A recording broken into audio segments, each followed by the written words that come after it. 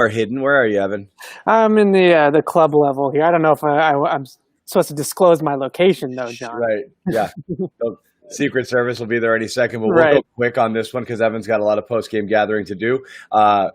Patriots win what was a really ugly game to start. It didn't get much prettier as the day went on, but the Patriots got the job done. 36-20, late touchdown by the Raiders here made it seem a little closer, but a really dominant second half effort from the Patriots in a strange game where, field goals, inability for the Patriots to run the ball, to pass the ball, to really get anything going, and just total Twitter panic, as we were just talking about a minute ago, of just what a bunch of bums these guys were, and then a really professional effort. They scored on 6 straight drives, as you pointed out, minus that kneel down, and really just took it to the Raiders in the second half. Absolutely. This is such a Patriot type win where first half looks a little bit dicey. You got to make some adjustments to what the defense is doing against you. The Raiders defense, that is, was really flying off the ball in that first half and blowing up a lot of the Patriots running plays before they even got it started.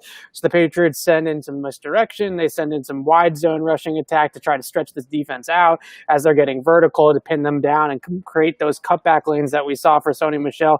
Next thing you know, the whole running game opens up and then the defense is turning them over on the other side of the ball. I thought the defense against Darren Waller in particular, somebody that all week long we hear about how great Darren Waller is, and how often do we have this conversation with Bill Belichick where the guy coming into the week is some skill player on the offensive side of the ball for the other team that's just absolutely destroying everybody in his path. Then he gets to Bill Belichick, and Belichick has some sort of master plan cooking up in the lab for him. Darren Waller, 2 catches, I think it was about 13 yards on 4 targets. Just completely, absent from this game, and the Raiders really had nothing else there. Well, as J.C. Jackson said during the week, we got something for him. So obviously he was a focal point. Stopping him was super important. I am somewhat surprised that the Raiders went away from the run game as much as they did, because it felt like they could have gotten that whatever they wanted at will there, and they would have a big play or a couple of big plays, and then for some reason, inexplicably, they would drop back to pass. They had a turnover following a 23-yard run by Devin Booker. I mean, I don't know. It felt like Gruden out-thought himself here against Belichick a little bit. Well, that's exactly what I think the Patriots want the opposition to do. So the Raiders run for 5.7 yards per carry, but what you're seeing is that unless the running game can be an absolute focal point like it is in New England, where they're averaging 6-7 yards a carry in a game like they did in week 1 against Miami or this week against the Raiders, you're not going to score very many points just piling up 5 yards, 5 yards, 5 yards at a time until you get that explosive run to house it or to go on that 30, 40-yard run to flip the field. It's really not going to get you in the end zone all that often. So what the Patriots do, and last week I thought that they kind of got jibbed the other way, right? They almost reacted too much to Seattle running on them early. This week, they stayed the course. They stuck with their plan. And next thing you know, you look up and it's 30-15 or 30-13 or whatever it was. And all that running game, all that nonsense that Josh Jacobs had in the first quarter ends up rendering itself useless because they're so far behind. Now they have to pass their way back into the game. So ultimately, if the Patriots stay the course, they allow teams to run on them, sure. But if they stay the course and they don't overreact to that 5 yards per clip, you're going to end up giving up 20 points and Cam's going to score 30 and you're going to win a lot of those games. Yeah, and theoretically that would happen, but the Raiders felt like they could never get a rhythm at all offensively. That even when the Patriots were giving them the 5 yards per carry, they just kept doing inexplicable things there. Third down conversions were terrible all game long, and they just made horrible miscues in the red zone as well. As far as the Patriots are concerned, and again, as far as the Raiders team, this is a team that you thought maybe had arrived sooner than we thought following the New Orleans win, and this kind of falls back into this is maybe closer to who they are, and the Patriots definitely exposed a few things here. Let's get to the good for the Pats, and that has to be the running game, which we talked during the week that this could be Sony's last stand. And then all of a sudden, J.J. Taylor starts flashing, and it's not looking good for Sony. Then he busts off his career high and his career long run, and then bests it, and ends up 9 carries, 117 yards, 2 catches. That was something. He had 19 in his career coming into today, gets 2. And far from explosive, but you think that's not fair. Look, he gets caught from behind. He's not breaking free. On his 48-yard run, he got caught by like 11 people. And that happens, but you still think he made some moves that were decisive. Absolutely. I thought what the biggest thing with Sony is when I go back and watch the first two games, his setups are always pretty solid, right? He's always making the right reads off the blocks. He's always getting himself to the right spot eventually, but it's what he does at that point. Ivan Fears, the Patriots running backs coach, talks about this all the time. With the running back, you get the yards first from what is blocked, right? What is produced. But then at some point in time, it's going to become a one-on-one game between you and a defender in the hole or a safety back or a linebacker at the second level.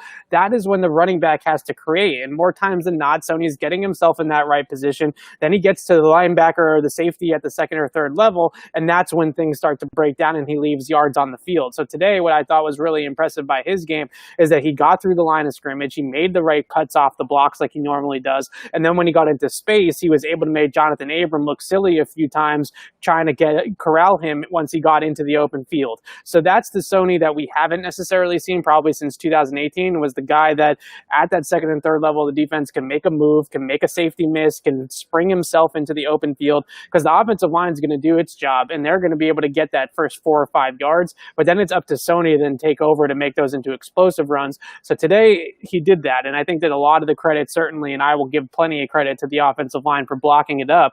But once you get into that open field, that's all the ball carrier. That's the runner's imagination. That's his ability in space and athleticism in space. I thought Sony looked a lot better in that regard today, where when he made that right cut, he wasn't cutting into a defender. He wasn't getting tackled right away and going down. He was actually avoiding tackles and creating yards after contact. It is going to be interesting. We talked about it during the week. And again, you have Damian Harris potentially coming off IR. He doesn't have to, but he can. And that could complicate things because you saw good things from everybody today. Now, Burkhead, we'll get to him in a minute, but what did you think of Taylor? Because he looked, especially in that first half when no one could get anything going, he was the lone bright spot for the Patriots and the only guy who looked, remotely athletic and explosive on the field. He kind of got the running game going. It was a lot of the plays early on in the game. I thought they were running some of their power concepts, pull the guard, lead the fullback through the hole, and those things weren't working against really aggressive defense. So what does Josh McDaniels do? He dials up outside zone, dials up the crack toss play that we saw here a bunch of times. And in order to hit those, oftentimes you need a running back that's explosive, that can get to the corner, that can actually have some speed to the sideline and turn the edge. And that's not necessarily Sony's game or really Rex Burkhead's game. So J.J. Taylor came in. He was able to do that. He was able to burst through some holes. He was able to turn the corner tightly and actually make that, scheme work. And I don't know if Sony is in the backfield if they end up having that same success. Once Sony got back into the game, then the O-line was rolling and he could kind of get downhill and do his normal thing. So Taylor, to me, the difference is that speed and that burst to the edge. They don't have that out of any of their other running backs, a guy that can really test the defense by turning the corner. Nowadays, if you don't test the defense turning the corner, the defense is just going to sit in the middle of the field between the trenches and just clog up all those rushing lanes between the tackles, and they're going to dare the Patriots offense to get outside of them because they can't, right? With a guy like Sony or Burkhead, they just don't have that bounce, but JJ brought that bounce and that kind of opened up everything. Yep. So Burkhead, again, the 3 touchdowns, he was certainly outstanding again. 7 receptions too. I mean, they utilized him a ton with James White absent. Again, he kind of fills in a little bit on that role for White coming in there. As far as Cam Newton, you thought he was going to have his way with this team today. This was not a good Newton game, not just statistically speaking, but he missed some throws. He had Harry open in the end zone one time. He was throwing behind. He was throwing high. Definitely, I think, definitely the worst of his 3 games, but he left a lot out there. Didn't look as sharp. He cleaned it up a little bit in the second half, but I think the biggest thing that you saw with him today was the ball placement down the field was certainly a little hit or miss. Almost got Edelman killed twice. Yeah, exactly. And he got, that throw to Nikhil. It's a glance route, which is a little like a longer slant, essentially. It's a fancy word for a longer slant. Yeah. And on those types of routes, it's tough because you have the safety closing in. You see Harry got blown up last week by the safety closing down on him. Maybe Newton didn't want to deliver the exact same pass. Lead him right into right it. Into the coverage and get blown up again a second week in a row. So I think some of that had to do with the fact that he saw that safety at the last second and just kind of decided to yank it instead of getting Harry killed. But at the same time, you'd like to see him put that ball inside on Harry's inside shoulder. That's probably a touchdown if the ball is thrown correctly and Harry's able to hang on with the hit coming. But again, I think second week in a row, he might have had a little bit of a flashback to last week watching Nikhil get blown up there by the safety and might not want to put him in the same spot again. Yeah, well, I mean, I'm sure Julian would like that level of love and care when it comes to some of the placement of the balls thrown to him. Switching to defense, awesome game from Winovich, and again, just establishing himself as a legitimate force on the pass rush, and he's a real revelation right now. And I'm lumping the two together just because they're both second-year guys, but Jawan Williams also really had a good game here. And getting these guys to another level would really help to make up for a lot of the missing personnel. I think you might have tweeted it during the game. Winovich is a much better pass rusher. He's definitely better at getting to the quarterback than Van Noy was. He's more than made up for that, but he's making plays everywhere. Winovich is basically their pass rush right now, and eventually that's going to free up guys elsewhere. Dietrich Wise gets that strip sack with Winovich rushing off the edge. Winovich's speed is really the difference, right? It's that acceleration off the line of scrimmage, that ability to be explosive and turn the corner against the tackle and really force them on that speed move. His strip sack came on just straight speed dip, right? Speed rush off the edge. Once the tackle punches, you dip underneath him, you bend the corner, and you get the strip sack. It's really a pretty simple rush. It's not like he's going out there and throwing all these hand motions and spin moves and all that kind of stuff. This is just straight speed, straight effort, straight explosiveness by Chase Winovich. And I think that what you're seeing is that what the Patriots desperately need out of both Winovich and a guy like a Dietrich Wise is somebody to have the ability to win one-on-one. You can't scheme up the pass rush every single time the quarterback drops back. You can't run a stunt. You can't run a zero blitz. You can't run an exotic pressure every single time Derek Carr drops back to pass. Sometimes somebody is just going to have to beat the guy in front of them. And more times than not, Chase Winovich in the first couple weeks of the season has been able to beat the guy in front of him. Last week, unfortunately, Russell Wilson just dropped some dimes in his face and, kind of live with those types of plays and move on. This week, he was able to get the Carr. Yeah. And I mean, not just that, also, you can credit that touchdown for Winovich coming around the edge there and forcing him into Calhoun and Wise's arms there. It was another big play for him, and that obviously put the game away. Other thoughts, leftovers as far as this game was concerned? Again, the highlights, obviously, the running game. Cam struggling. You're heading into KC. You really can't play an incomplete game next week. So other things that either stood out to you or you think they need to button up? Well, I'll get to one thing that I think they need to button up, or personnel shortcoming, whatever you want to call it. But I think the first thing that stood out on the defense side of the ball, their defense on Darren Waller today. This guy is a real problem for opposing defenses every single week. Last week against New Orleans, he had 12 catches or something like that. He has 2 catches, and it's the kitchen sink of schemes that Belichick threw at him. Sometimes they bracketed him. Sometimes they cut him across the middle of the field. Sometimes they were just playing straight post safety man, and the inside help just got there in time, like with Devin McCourty and that red zone play. They threw Jawan Williams at him. They threw a little bit of bracket coverage at him. It was mostly Williams who played, I thought, really well against him. But overall, just this ability to execute a game plan, to put together a plan that is perfect for the type of player that they're going up against. They know he wants to get up the field. They know he wants to get across the field. So cutting those out, getting him over the top, all of those types of things, being able to consistently do that game plan and execute it the way the coaches exactly drew it up. I'm sure Bill Belichick would be the first to admit that they drew that plan up for Waller on the whiteboard on Tuesday, and the players came out and executed it perfectly on Sunday. And that's such a great testament to both the secondary, but also the coaching staff. Defensively, look, they still don't have any linebackers, all right? They still don't have any help at the second level of the defense. They're not stopping anybody in the run game right now. But like I said at the beginning, they can live with it as long as they're not getting gashed, right? As long as they're not letting the opposition break off 35, 40-yard runs like we saw from Sony today, they can live with the fact that they're breaking off 5 yards a carry. So I thought they did a good job job of containing Jacobs enough that it wasn't a complete onslaught of the game. It wasn't something that can completely control the game.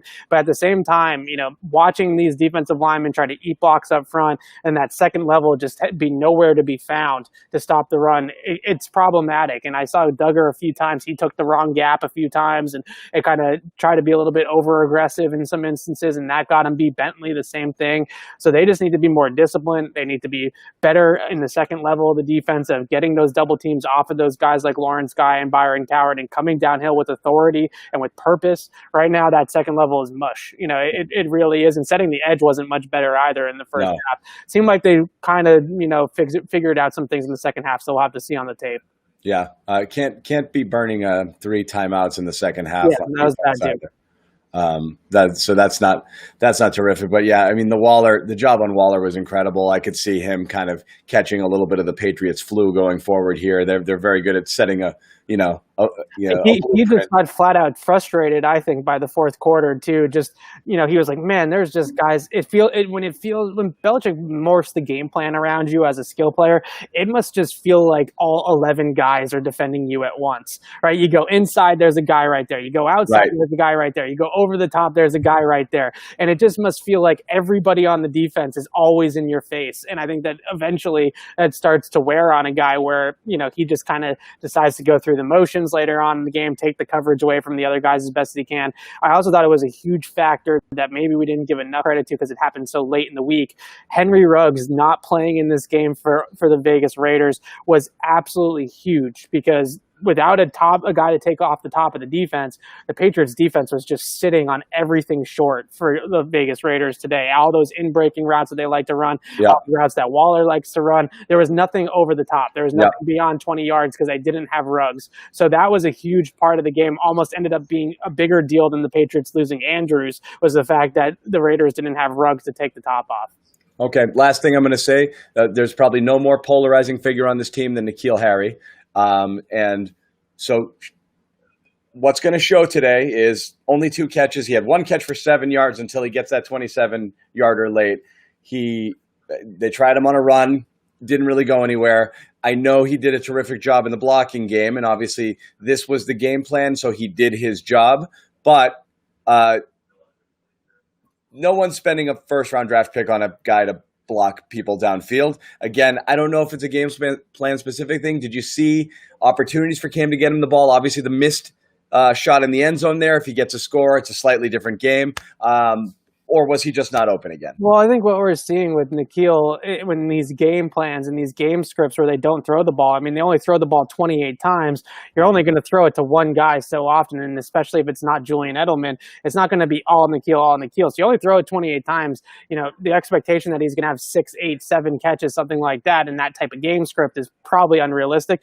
The one route that he had, the 27-yarder, I thought was really impressive the way he stopped that route. The defense kind of was playing over the top of him. He knows he's going to convert that route to a stop. He stops down in 2 steps at the break and is able to then fight off a tackle and create yards after the catch. That's what they need out of him. I know everybody wants to see the big game. They want to see the 100-plus yards or the big touchdown or whatever. But right now they're getting what they need out of him every single week, and that's all you can ask for.